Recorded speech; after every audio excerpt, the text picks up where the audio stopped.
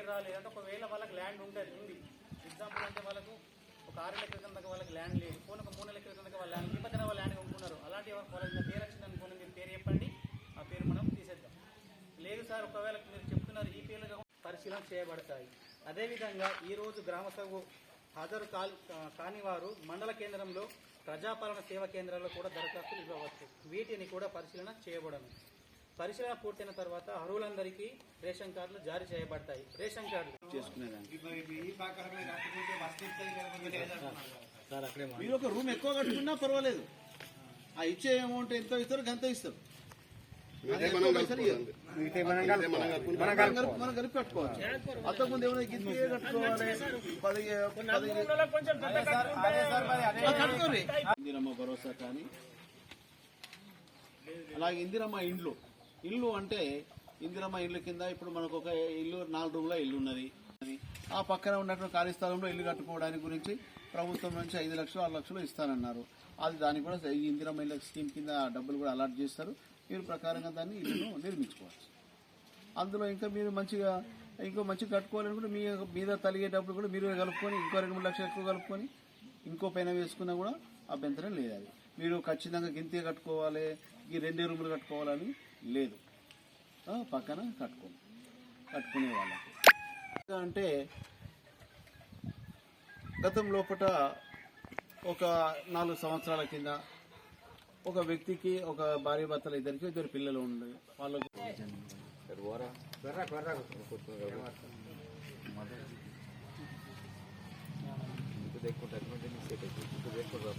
పెంచడం జరిగింది. వ్యవసాయ యోగ్యమైన అన్ని భూములకు ఈ సహాయాన్ని ఈ నెల 26వ తేదీ నుండి అందించడానికి నిర్ణయించబడింది. వ్యవసాయ యోగ్యం కాని భూములకు ఈ సహాయం వర్తించదు. మన గ్రామంలో ఉన్న రైతులందరూ ఈ పంట పెట్టుబడి సహాయాన్ని సద్వినియోగం చేసుకోవాలని కోరుచున్నాను.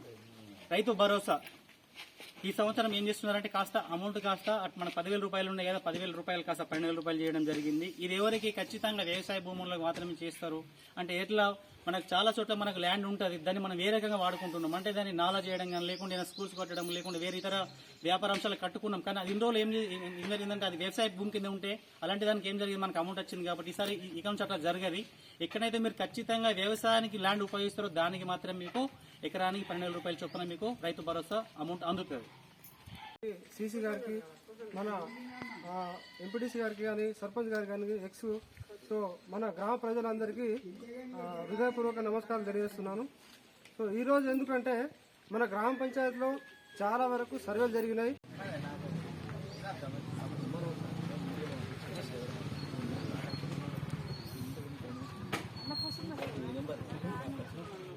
అందరికీ నమస్కారం.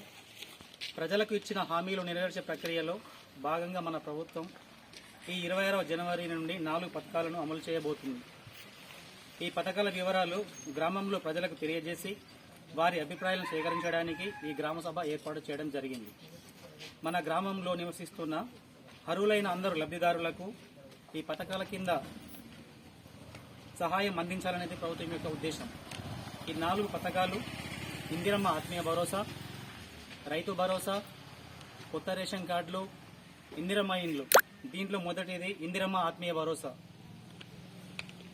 ప్రజాపాలనలో భాగంగా భూమి లేని వ్యవసాయ కూలి కుటుంబాలకు సంవత్సరానికి 12,000 రూపాయల చొప్పున ఇందిరమ్మ ఆత్మీయ భరోసా పథకం అమలు చేయబడుతుంది. మహాత్మా గాంధీ జాతీయ గ్రామీణ ఉపాధి హామీ పథకంలో నమోదు చేయబడి 2023-24 ఆర్థిక సంవత్సరంలో కనీసం 20 రోజుల పని చేసిన భూమి లేని వ్యవసాయ కూలి కుటుంబానికి ఈ ఆర్థిక సహాయం అందించడం కొరకు ఏర్పాట్లు చేస్తున్నాము. ఈ పై కార్యక్రమాలలో ఇంకాను మిగిలిపోయిన అర్హులైన లబ్ధిదారుల నుండి దరఖాస్తులు స్వీకరించి వారిని కూడా ఇందిరమ్మ ఆత్మీయ భరోసా పథకంలో చేర్చడం జరుగుతుంది. ఇందిరమ్మ ఆత్మీయ భరోసా స్కీమ్ సంబంధించి ఇది ఎవరికి ఇస్తారంటే కంప్లీట్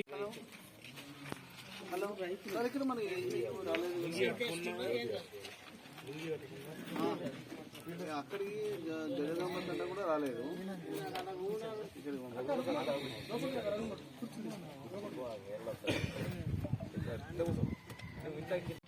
వాళ్ళకి సంవత్సరానికి 12,000 రూపాయల చొప్పున ప్రభుత్వం ఇస్తానని తెలిసింది. అది 2 విడతలల్లా, ఒక 6 నెలలో 6,000, ఇంకో 6 నెలలో 6,000 రూపాయలు ఇస్తామని తెలియపరిచింది. కాబట్టి ఈ యొక్క సెలెక్ట్ చేయబడినటువంటి వాళ్ళ పేర్లు కూడా ఏపీఎం గారు చదువుతారు అవి. అలాగే రైతు భరోసా అంటే గతంలో దీన్ని రైతు బంధుగా పిలువబడ్డది, ఇప్పుడు దీన్ని రైతు భరోసాగా ఇందులో ఉన్నటువంటి కొన్ని డబ్బులు పెంచి కూడా ఇస్తున్నామని కూడా ప్రభుత్వం తెలియపరిచింది. అందులో అంటే అప్పుడు ఎకరాకు 5,000 ఉంటే ఇప్పుడు ఎకరాకు 6,000 అంటే సంవత్సరానికి 12,000 రూపాయల చొప్పున ఉన్నట్టుగా. రైతు భరోసాలో కార్యక్రమంగా నిన్నటి వరకు ఒక సర్వే నిర్వర్తించబడినది. గత 10 సంవత్సరాల నుంచి ఉన్నటువంటి భూముల లోపల మీకు పట్టాదారుగా ఉండి ఆ వ్యవసాయ భూములలో ఏమైనా వ్యవసాయతరంగా అంటే ఏదైనా ఇల్లు కట్టుకున్నారా, ఏదైనా కోళ్ల ఫారం కింద పెట్టుకున్నారా, ఏదైనా చిన్న పిండి గిర్ని లాంటిది ఏదైనా పెట్టుకున్నారా, అలాంటి వాటిని ఈ వ్యవసాయ భూమి నుంచి గుంటనో 2 గుంటలో 3 గుంటలు తీసేసి ఆ మిగతా వ్యవసాయం పంట పండించే భూమి వరకే మీకు రైతు భరోసా ఇవ్వడానికి ప్రభుత్వం నిర్ణయించినట్టుగా ఈ విషయాన్ని కూడా మీకు తెలియపరుస్తుంది. సభకు నమస్కారం. రాష్ట్ర ప్రభుత్వము 4 రకాల పథకాలలో దాని గురించి గ్రామ సభలు నిర్వర్తించి గ్రామాల నుంచి తీసుకున్నటువంటి దరఖాస్తులు, ఆ దరఖాస్తుల మీద చేసిన ప్రభుత్వం తీసుకోబోయేటటువంటి చర్యల గురించి మీకు తెలియపరచాలని ఈ యొక్క గ్రామ సభలో మీ ముందు చదివి వినిపించాల్సినటువంటి యొక్క విషయాన్ని కూడా ప్రభుత్వం నుంచి వచ్చింది. కాబట్టి దీన్ని చదివినప్పుడు మీరందరూ శ్రద్ధగా వినండి. ప్రభుత్వం తీసుకున్నటువంటి 4 పథకాలలో ఇందిరమ్మ ఆత్మీయ భరోసా, రైతు భరోసా, కొత్త రేషన్ కార్డులు, ఇందిరమ్మ ఇళ్ళు. ఇందిరమ్మ ఆత్మీయ భరోసా అంటే గ్రామంలో ఉన్నటువంటి గ్రామస్తులలో ఎలాంటి ఇక్కడ జాబ్ కార్డు ఉంది, 155.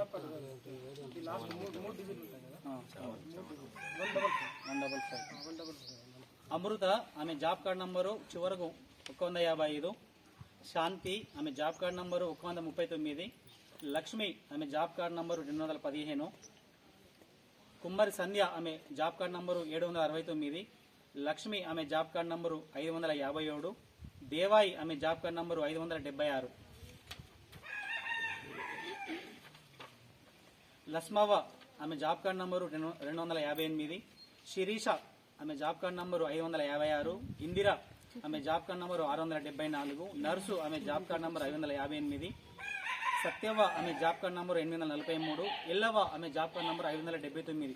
వీళ్ళకు రావడం జరిగింది. లేదు ఇంకా ఉన్నారంటే కూడా మీరు వాళ్ళ ఈరోజు అప్లికేషన్ చేసుకుని రేషన్ కార్డు నుంచి ఆ అమ్మాయి పేరును తీసేసి అబ్బాయి తల్లిదండ్రుల నుంచి అబ్బాయి పేరు తీసేసి వాళ్ళిద్దరికి ప్లస్ వాళ్ళకు పుట్టినటువంటి పిల్లలను కలిపి వాళ్ళకు కొత్తగా రేషన్ కార్డు ఇవ్వడం, అది ఒక నూతన రేషన్ కార్డు యొక్క ఉద్దేశం.